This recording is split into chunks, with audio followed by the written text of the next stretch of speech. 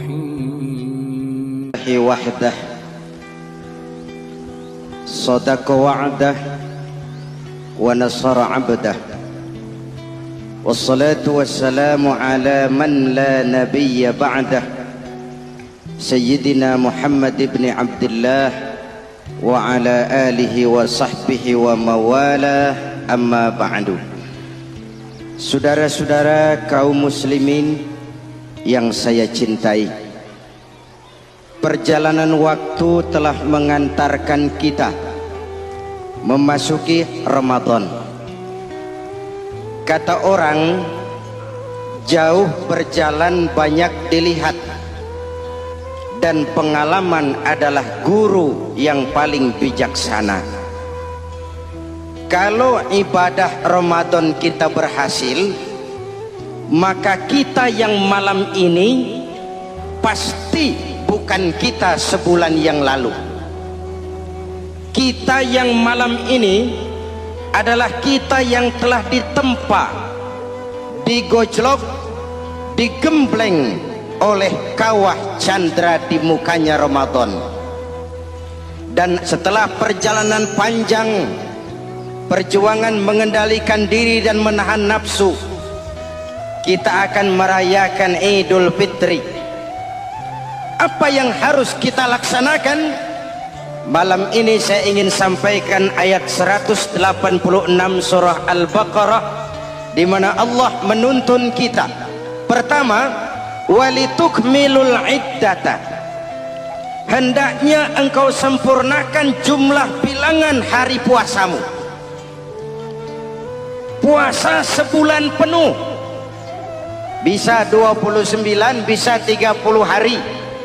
Yang bisa ru'yat, punya persyaratan mampu ru'yat, silahkan ru'yat.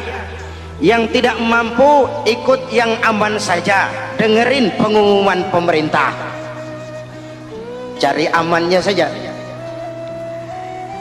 Sempurnakan jumlah bilangan hari puasamu. Sebab apa? Puasa itu macam-macam. Ada yang puasa model beduk, depan rapat, belakangnya kosong, cuman pembukaan. Ada juga yang pembukaan, pertengahan, dan penutupan. Ada juga yang penutupan saja, mau dapat Lailatul Qadar.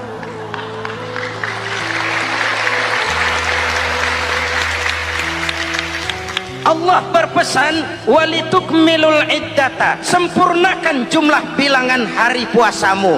Puasa itu sebulan penuh. Setelah selesai itu, walitukabbirullaha ala ma hadakum, hendaknya engkau agungkan, engkau bertakbir, mengagungkan Allah yang telah memberikan hidayah kepadamu. Tidak ada takbiran sebelum selesai Ramadan. Walitukmilul iddata, itu dulu, sempurnakan jumlah bilangan hari puasamu. Selesai baru walitukabbirullah. Jangan lebaran masih seminggu sudah Allahu Akbar, Allah ngiko.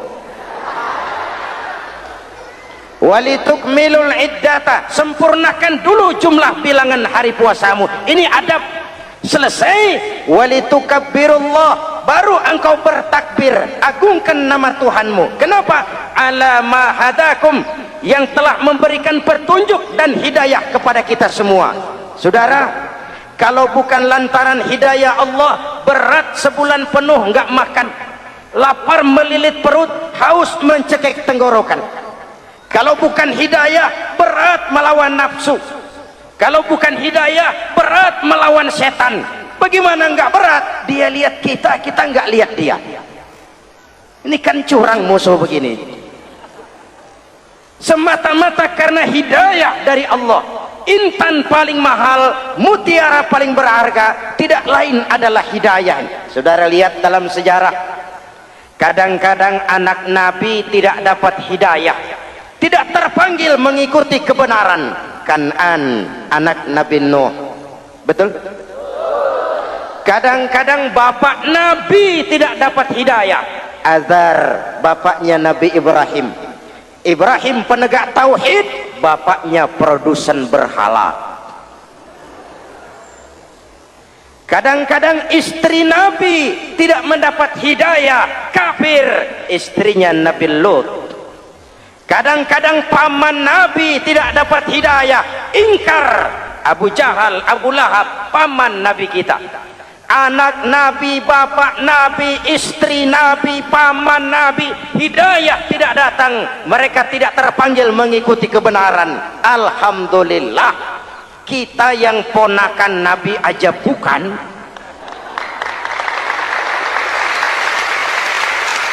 kita diberikan hidayah. Dengan bekal hidayah itulah kita masuki nuansa Ramadan, berjuang melawan nafsu, membina takwa, melatih ridha, dengan lapar melilit perut, dengan haus mencekik tenggorokan. Allahumma lakasumtu, Tuhan, untuk Engkau saya laksanakan ibadah ini. Oleh karena itu, jaga hidayah ini baik-baik, karena dia merupakan intan paling mahal, mutiara paling berharga dalam kehidupan kita. Diberikan kita kedudukan yang tinggi, alhamdulillah. Diberikan kita harta yang banyak, alhamdulillah. Tapi itu semua belum ada artinya ketimbang yang bernama hidayah. Maka hidayah inilah yang harus kita jaga baik-baik. Hidayah inilah yang harus kita pelihara. Kita bertakbir kepada Allah, mengagungkan nama Allah yang telah memberikan hidayah kepada kita. Kalau tidak lantaran hidayah, berat melaksanakan ibadah puasa sebulan suntuk. Dengan ibadah Ramadan, kita melakukan pemutihan vertikal. Orang yang keluar dari Ramadan dengan ibadah benar seperti bayi baru dilahirkan oleh ibunya, tidak punya dosa kepada Allah. Idul Fitri, kembali kepada fitrah. Tapi kan kita tidak cuma punya dosa vertikal, kita juga punya dosa horizontal. Kita tidak cuma berdosa kepada Allah, kita juga sering salah kepada sesama manusia. Betul? Inilah momen lebaran itu. Dosa kepada Allah, taubat langsung kepadanya, sonder calo. Dosa kepada sesama manusia, saling memaafkan. Sebab apa? Satu hadis meriwayatkan, selesai sholat id, sahabat mendengar Rasul mengucapkan amin sampai 3 kali. Amin, amin, amin. Heran sahabat, gak ada angin, gak ada hujan, amin 3 kali ya Rasul, ada apa? Kamu nggak tahu? Nggak tahu. Barusan selesai sholat, malaikat Jibril turun. Lalu, Muhammad, saya mau berdoa kepada Allah, mau kamu aminkan? Silakan Jibril, berdoalah, saya akan mengaminkan. Jibril berdoa, Rasulullah amin. Doanya 3 macam permohonan, Nabi 3 kali mengucapkan amin.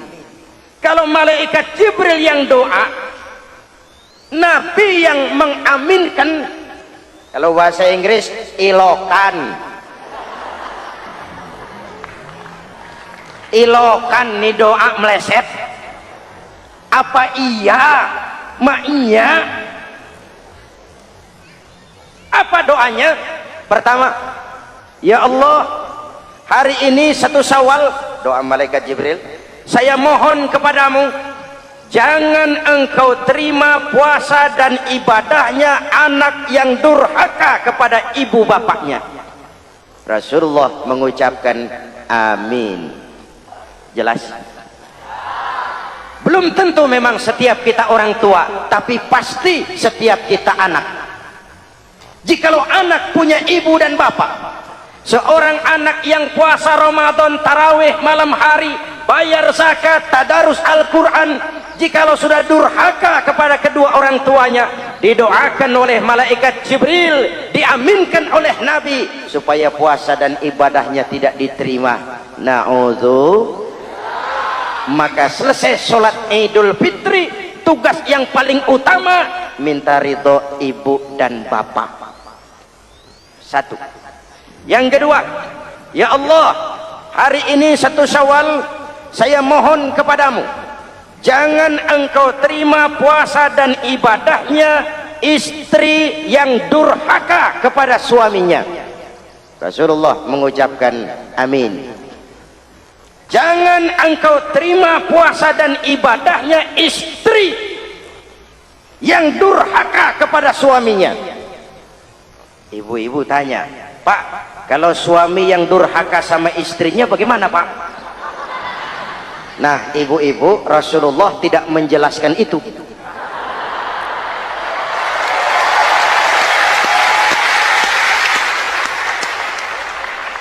Ya bukannya mau menang sendiri, memang hadisnya nggak sampai ke situ. Cuma nanti di akhirat yang akan disidang habis-habisan, dimintai pertanggungan jawab tentang rumah tangganya adalah suami, bukan istri. Nah, istri itu swarga manut, neraka katut.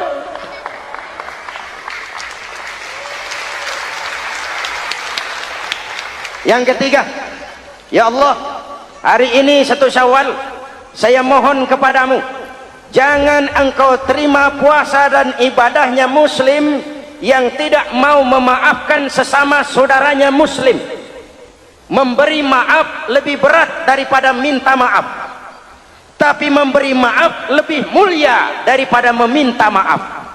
Kalau kita sudah minta maaf, orang tidak mau memaafkan, itu tanggung jawab dia kepada Allah. Orang macam itu yang tidak mau memaafkan sesama saudaranya, didoakan agar puasa dan ibadahnya tidak diterima oleh Allah Subhanahu. Riwayat lain menceritakan, satu hari Nabi lagi kumpul dengan sahabat. Nabi tanya, saudara-saudara, atadruna manil muflis? Tahu nggak kamu siapa orang yang bangkrut, orang yang sial, orang yang celaka? Siapa? Macam-macam jawaban sahabat. Ada yang bilang, al muflisu fina man la dirham lahu wala mata'. Menurut pendapat kami, orang yang sial, yang bangkrut, yang kagak punya duit. Apalagi mau lebaran kayak begini, bangkrut bener, Bang. Kadang-kadang yang habis belanja pulang bukan langsung ke rumahnya, ngeneng-ngeneng di depan tetangganya, manas-manasin orang. Hadirin yang saya hormati, semua diukur dengan kacamata materi. Apa jawab Nabi? Bukan. Orang bangkrut bukan yang nggak punya duit. Orang bangkrut itu orang yang nanti di hari kiamat datang menghadap Allah dengan membawa pahala sholat, pahala zakat, pahala puasa, karena di dunia rajin ibadah. Cuman sayang, di sisi lain dia datang bawa dosa karena pernah nyaci maki orang, pernah fitnah orang, pernah makan harta orang dengan cara yang zalim, pernah mengalirkan darah orang dengan cara yang tidak benar. Enak dia setor, Tuhan lapor, ini pahala sholat saya, ini pahala puasa saya, ini pahala zakat saya mau ke surga. Datang orang, ntar dulu Tuhan, sabar. Ini orang memang di dunia rajin puasa, tapi saya pernah dicaci maki, lidahnya kotor, omongannya tajam, hancur hati saya oleh ucapannya. Panggil sini, Mas. Benar ini orang pernah kamu caci maki, kamu lontarkan kata-kata pedih dan kotor, kasar? Ya, siniin pahala sholatmu, kasihin orang yang kau caci maki, kasihin.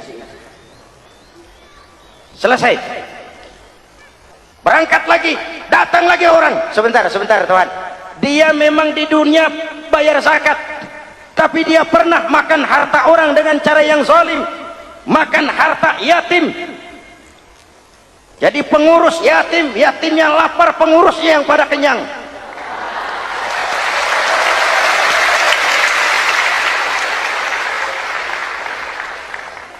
Saya menuntut keadilan. Benar. Siniin pahala zakatmu, kasih orang yang kau makan hartanya. Kalau kebaikannya habis, yang nagih datang terus, apa yang terjadi? Dosa orang yang dia sakiti diambil, diberikan kepada dia. Bangkrut nggak? Pahala dipretelin, dosa dikasih. modal boros, tagihan utang datang terus, bangkrut bin bangpak alias sial dangkalan. Tahu sial dangkalan? Itu namanya udah jatuh ketiban ember, jatuhnya sakit, ketiban embernya bonyok. Kita tidak ingin jadi manusia yang rugi dan bangkrut. Karena itu, jikalau ibadah Ramadan memperbaiki hubungan kita kepada Allah, maka